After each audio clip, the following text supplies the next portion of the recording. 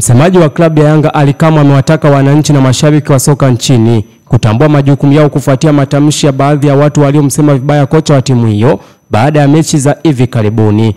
Akizungumza leo jijini Mbeya katika mkutano na waandishi wa habari, Kamwe amesisitiza umuhimu wa mshikamano na nidhamu katika tasnia ya michezo, huku akieleza mikakati ya klabu hiyo kuelekea mchezo wao dhidi ya Mbeya City utakaochezwa kwenye uwanja wa kumbukumbu ya Sokoine. Mchezo huo unatarajiwa kuwa na ushindani mkubwa, huku Yanga ikitafuta kuendeleza matokeo mazuri katika ligi kuu ya Tanzania bara. Kuwa na safari jana kutoka Dar es Salaam jioni, tumeingia majira kama ya saa 1 jioni kwa saa za hapa Mbeya, na mashabiki na wanachama klabu yetu wanaona namna ambavyo kumekuwa na mechi back to back. Angalia mechi yetu ya Champions League imemalizika siku iliyofuatia, ambayo kwa watu wanaofahamu mpira ilikuwa ni siku ambayo tunatakiwa kufanya recovery, lakini siku hii imetukuta kwenye safari kutoka Dar es Salaam kuja Mbeya.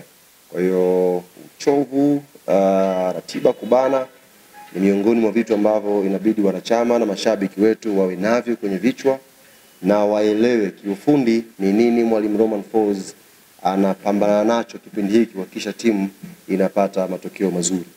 Waombe mashabiki wetu wa Yanga, Mbeya hamjawahi kudisappoint. Mara zote tunapokuja Mbeya tulikuwa tunafanya shughuli za wanachama, tunakuja kwenye mechi, imekuwa karibu sana na timu yenu sana.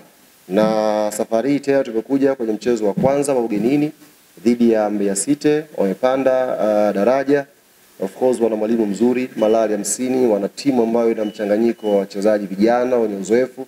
Kwa mechi itakwenda kuwa mechi nzuri na itakuwa mechi ngumu kwa pande zote mbili. Kwa hiyo sisi faida yetu ikawe kwa mashabiki wetu. Juzi mjumbe wa kamati tendaji Young Africans Alex Ngaya alizungumza kauli ambayo inabidi tutembee nayo. Kwa nyakati ambazo tuko nazo, kila mmoja anatakiwa afanye jukumu lake.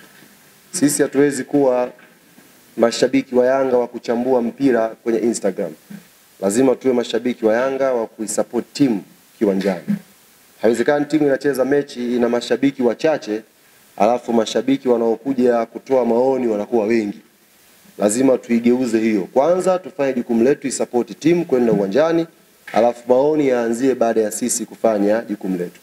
Na jukumu la siku ya kesho ni kuja kwa wingi Sokoine. Sauti zenu, wingi wenu, morali yenu itakwenda kuwasaidia wachezaji wetu waweze kuamka na waweze kupambana, tuweze kupata pointi 3 siku ya kesho inshallah.